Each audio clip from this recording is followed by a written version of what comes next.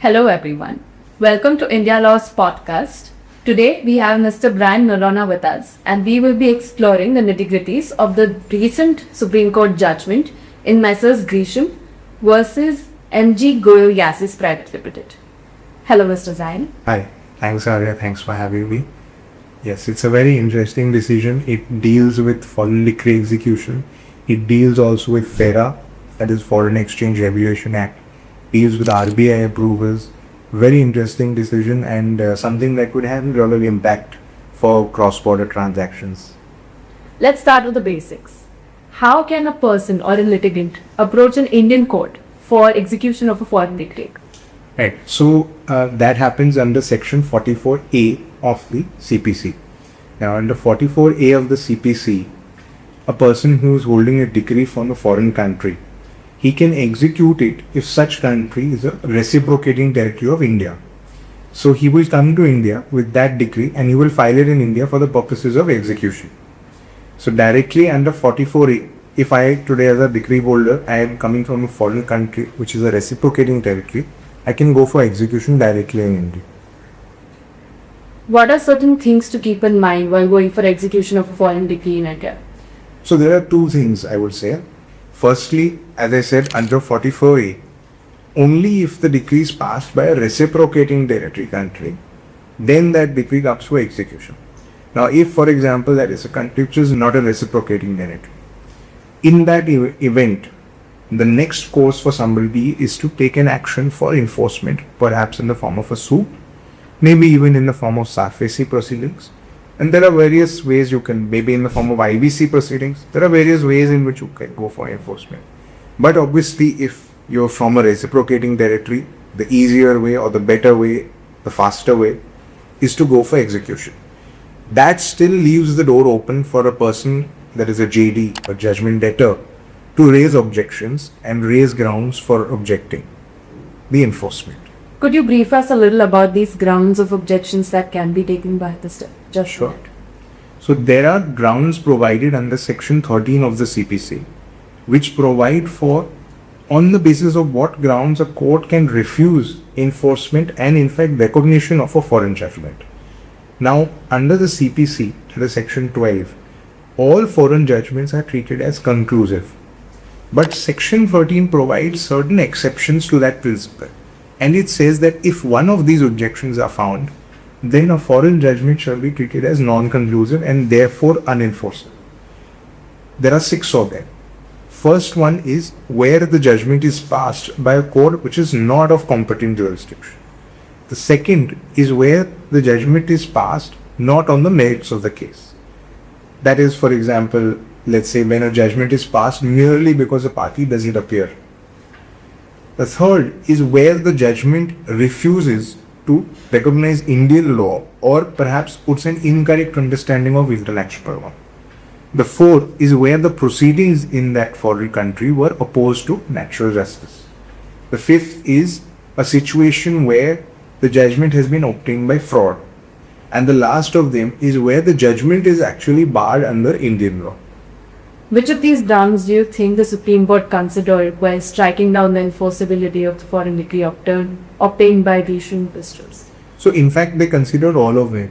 But I'll tell you, they have held 4 of these grounds as having a direct impact and therefore a bar on enforceability in the decision which we are considering now. 2 of them, I'll tell you, the court of competent jurisdiction point as well as the obtained by fraud point. These 2 there upheld the English court's decision. But the other 4 of them, they have found that the English court has suffered, or rather the judgment passed by the English court suffers on all 4 counts. And therefore they have said that this decision is unenforceable. What do you think is the difference between English court's consideration of the entire dispute versus the Supreme Court's view of it? Right. So the English court has effectively passed a decision in a summary manner. Now in India we also have summary suits. Similarly in UK they have summary procedures. So England's court has applied in its own wisdom the summary principles or the principles of summary jurisdiction to the facts at hand. The Supreme Court has taken a view that the application of these principles was done incorrectly. So they have said that under Indian jurisprudence and under English jurisprudence also, when a person comes for a summary jurisdiction or comes for summary proceedings, there is still an inherent right in the defendant to seek a leave to defend or to seek a right to a full trial if they are able to raise a real defense to the dispute. Now, what the Supreme Court found is that the English court has failed to consider the defense put forth by the Indian company and has directly pronounced summary judgment rather than giving them the opportunity for a full trial. Do you think the drastic view taken by the Supreme Court, saying that the merits of the case weren't dealt with by the English court, is correct in law? Definitely. Definitely it is the correct view. What the Supreme Court has done is in fact clarified, because this is not the first instance of this case coming to India. In fact, when they received the summary judgment, the German company approached the Delhi High Court for execution. The learned single judge of the Delhi High Court upheld the execution and said that the decree is enforceable in India. It was on appeal to the division bench and thereafter on further appeal to Supreme Court that the correct view that in fact this decision suffers from the vices which I just described was taken. So therefore it is the correct view that the Supreme Court has found that this decision of the English court actually suffers from not being dealt with properly on the merits of the case, and they have failed to recognize the merits, and they have in fact led to a situation where a litigant, that is the Indian company, has been found wanting rather than actually being given access to a full trial. A lot of people consider evidence as the merits of the case. What are certain things that you would look at in this judgment which convince the Supreme Court that the Queen's bench did not delve or appreciate the evidence well? Right. So this dispute arises out of a loan agreement where this Indian company and the German company were already partners in business, and the German company had a 49% shareholding of the Indian company. Now, as part of that shareholding, the German company had appointed 3 directors to its board. These 3 directors assured the Indian company at one of its meetings that we will ensure that you get a facility or a fund facility for your business purposes, and the Indian company realized that it required external commercial borrowings for the business that it was undertaking. Just as for instance, this company was involved in the manufacture of industrial gases, which is a capital intensive industry, and therefore they required this external commercial facility. Now, as part of that facility, the UK bank, the lender of in the dispute, had put a condition that we would require your debt to be guaranteed by the German company. Now, the German company, as part of its guarantee, took over the right of subrogation as well. Subrogation essentially means that in the event the UK lender invokes the guarantee and the German company is called upon to repay the debt, then it is the German company that gets the rights of the lender, and the German company can seek repayment from the Indian company. Now, in the right of subrogation, there was a claim raised by the UK company for repayment. That was the claim which they took forth to the UK court.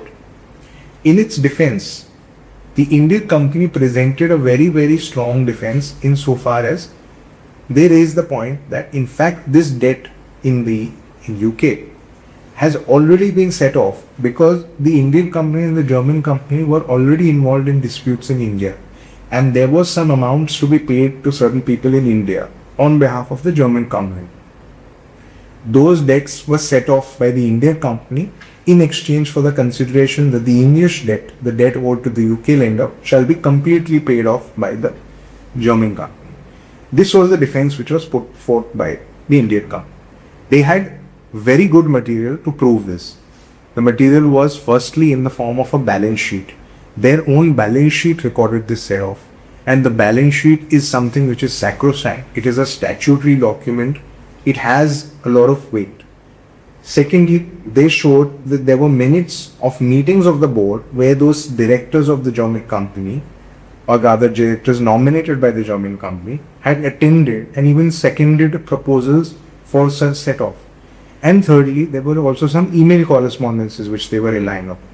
So they presented these 3-4 documents, but for the wisdom of the UK court, it has decided that these 3 documents did not sufficiently prove any real defense.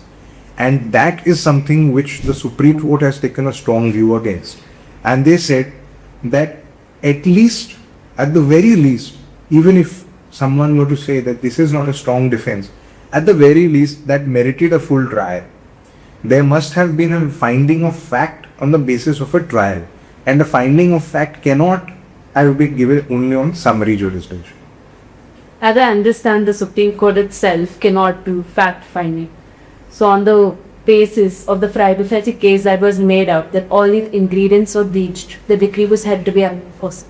Yes. There's another aspect to the entire judgment, which is the regulatory regime, which governs the entire contract. Yes. Since it's an external commercial borrowings, which I think we take forward to part 2. Just a plan. Okay. Thank you. Okay, thank you.